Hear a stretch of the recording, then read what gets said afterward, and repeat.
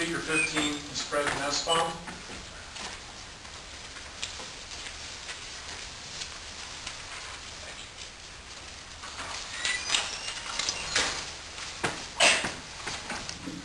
Good afternoon. My name is Fred Nussbaum.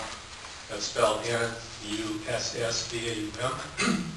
I'm a 51-year resident of the Portland area.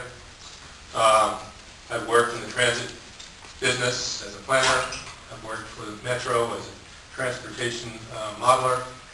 And I've been a citizen advocate for public transportation for probably 40 years. I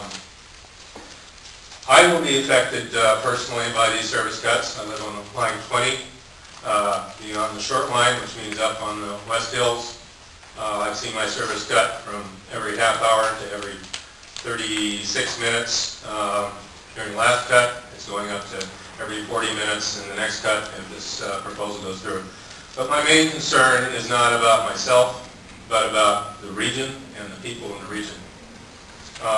These service cuts are unsustainable. We can't keep cutting our way out of the very real budget situation for TriMet. I don't deny that there's a problem here, but we can't keep cutting service this way. People already mentioned here about the impact of these service cuts. For the choice riders, we're talking about more cars on the road. We're not going to be able to keep our commitment to sustainable land use patterns if we continue this route. And of course, on the personal level, we're talking about very, very dire consequences for people as they lose their jobs, lose their health care, and it could lead to health issues and even death as people are dealing with a situation where they don't see a way out. So TriMet really needs to keep in mind what the impact is going to be. The cuts have already significantly reduced ridership. I know TriMet's release a few days ago said that ridership had increased. But if you take a close look at those numbers, number one, the bus system, which is the bulk of TriMet's service still, lost 7.2% in ridership. Max looks like it gained 18.9% in ridership.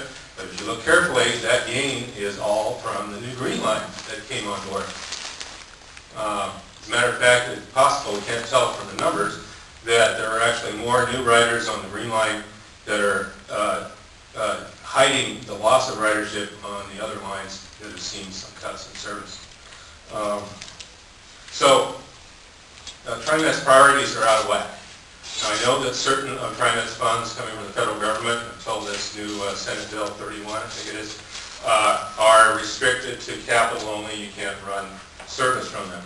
But every capital project that TriMet undertakes involves some local match. Some of that local match comes from TriMet, from the payroll tax and from the fares.